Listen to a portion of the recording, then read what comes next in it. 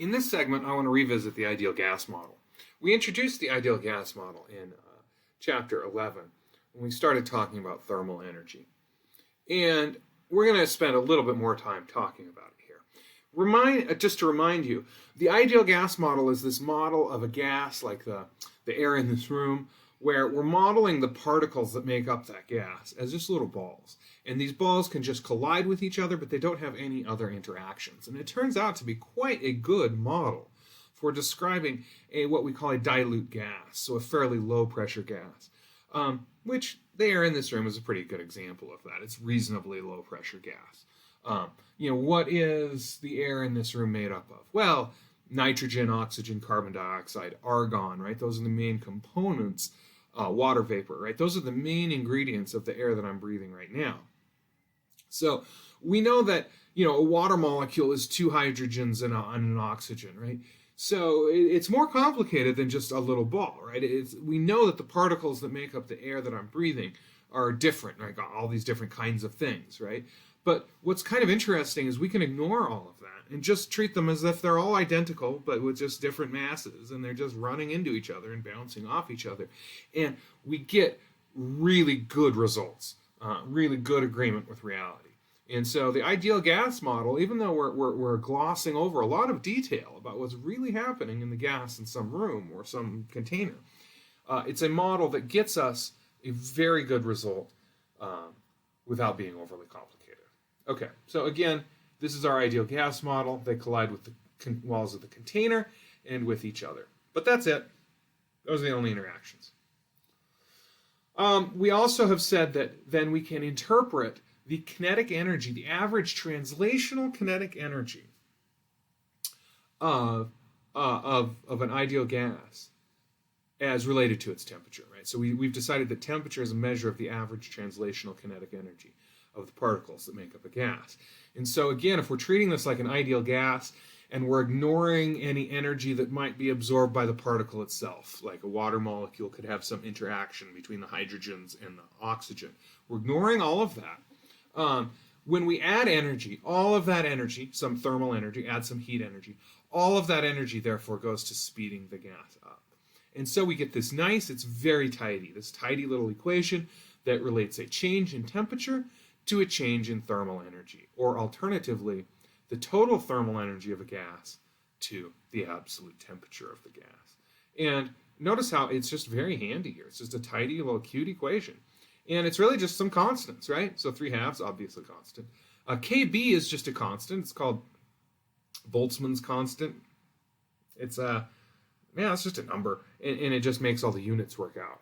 And so notice that the thermal energy in some gas, these two are constants, right? It just depends on the number of atoms. It makes sense. More atoms would mean more thermal energy times the temperature, right? So the number of atoms times the temperature gives you the thermal energy. Number of atoms times the change in temperature gives you the change in the thermal energy. And you've got some constants to make it all work out. But it's a surprisingly simple equation. And so it's kind of interesting to think about this thermal energy and temperature, right? So, for example, here's I think this is an interesting example. A small desk fan uses 50 watts of electricity. The air in a typical bedroom consists of about 8 times 10 to the 26th atoms. By how much does the temperature of the room increase during 10 minutes of running the fan? And here we're going to assume that no energy is lost because of open windows, and etc., right? So, a bit of a contrived example, but I think it does illustrate something pretty interesting. So what we're going to do then is we're going to start with this equation right here.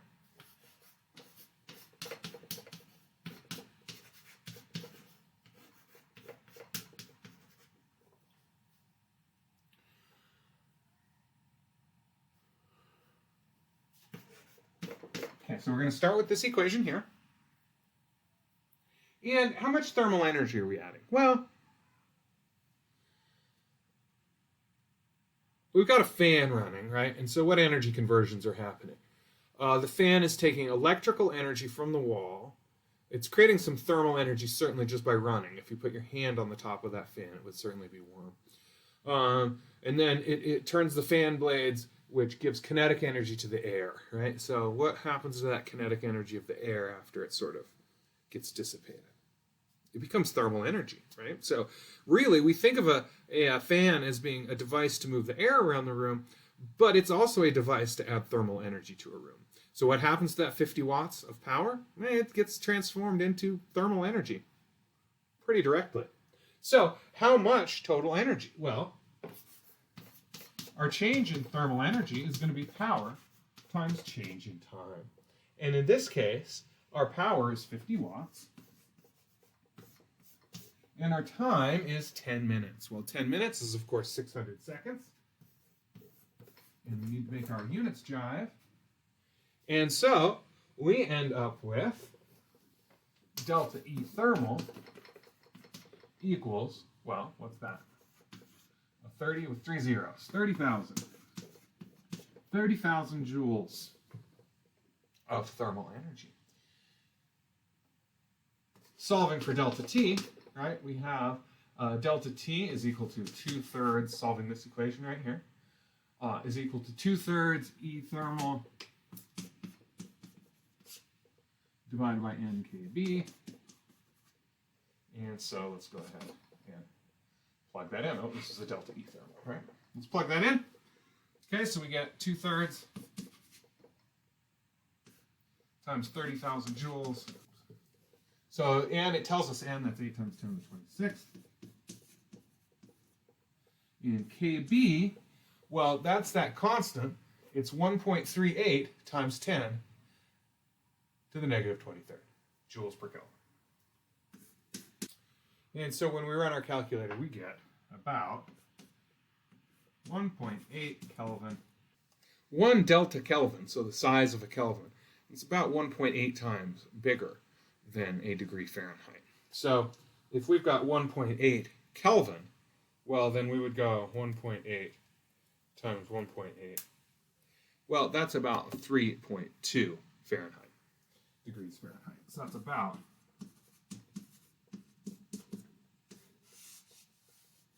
so kind of interesting, right? Not an insignificant temperature increase from running this fan for only 10 minutes. Now,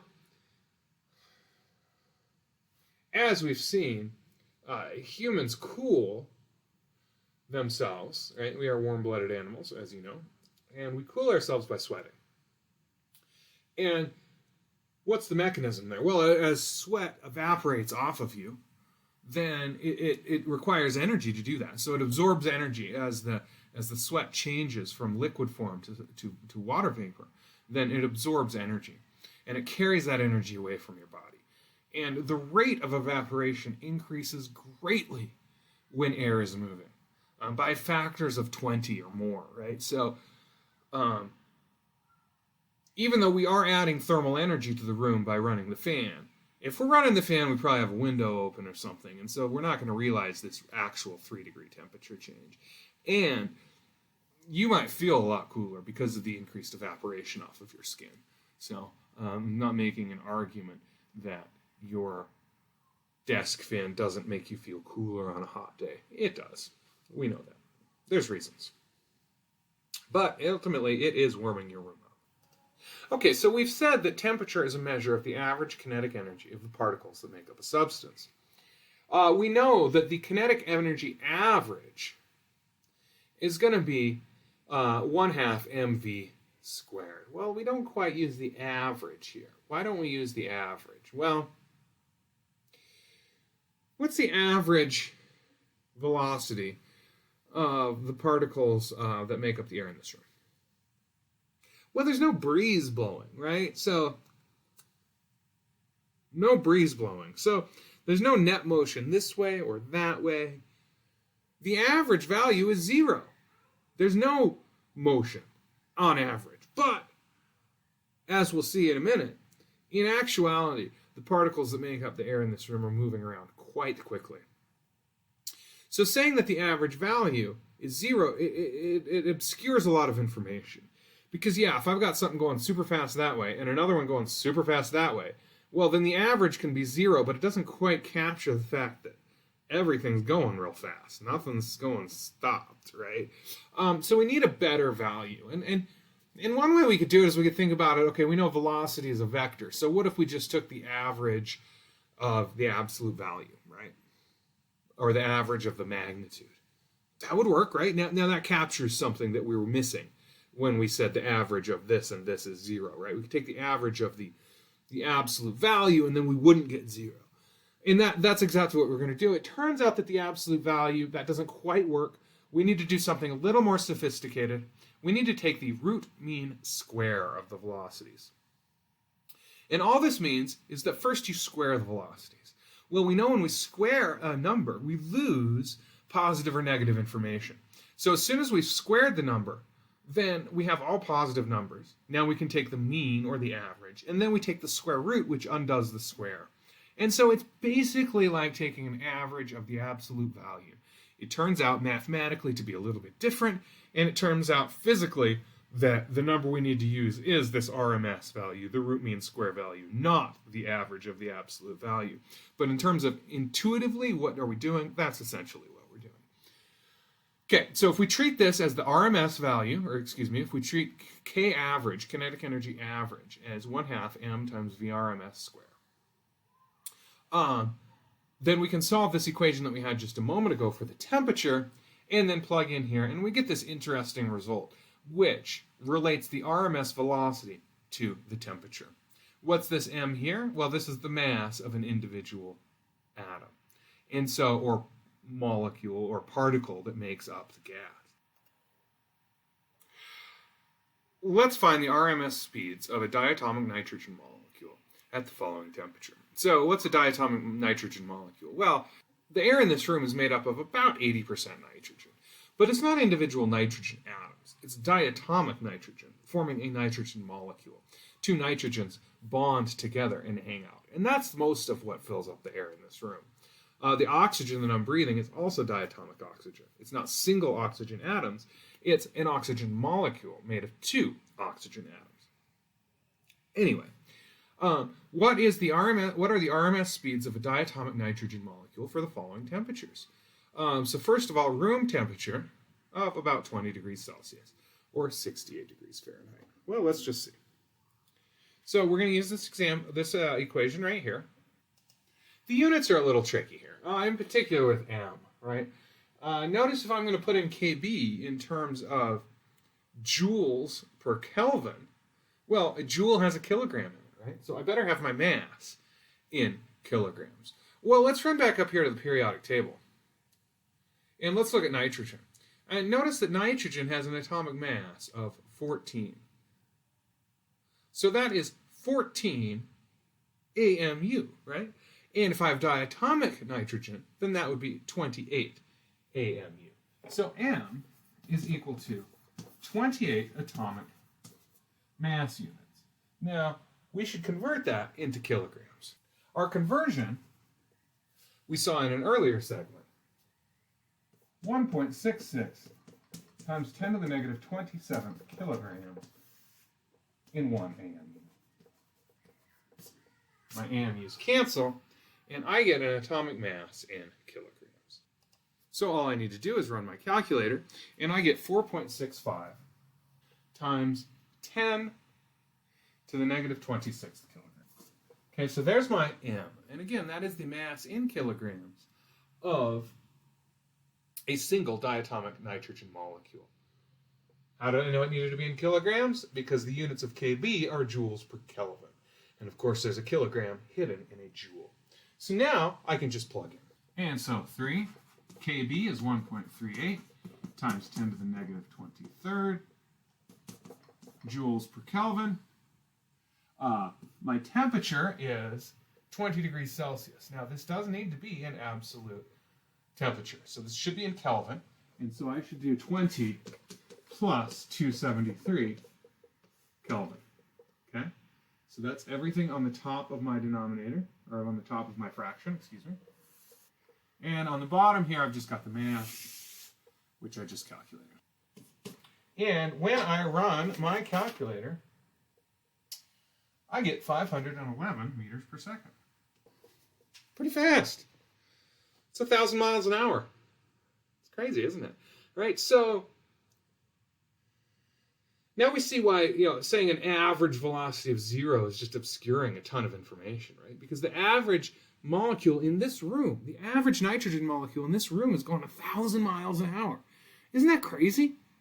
If I walk outside and take a deep breath, I'm going to breathe in a nitrogen molecule that might have been on the other side of the country yesterday, right? Like, it's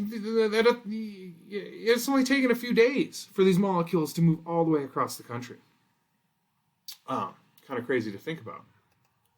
Now, that's just a typical nitrogen molecule. It turns out that the air in this room actually has quite a spread, right? So your average, or your RMS speed is right around 510 meters per second, right? That's right in the middle. And indeed, the bulk of the atoms in this room, of the nitrogen molecules in this room, have that speed right around in there, right around 500 meters per second, 1,000 miles an hour. But there's some that are going way faster, and there's a few that are going way slower. We get this kind of distribution of speeds. So, there's some molecules in this room that are going a couple thousand miles an hour. It's weird to think about. It's really weird to think about. Okay, so that's a nitrogen molecule at room temperature. Well, what do we get if we do this calculation at some other temperatures? So I'm not going to show all of the work on the board.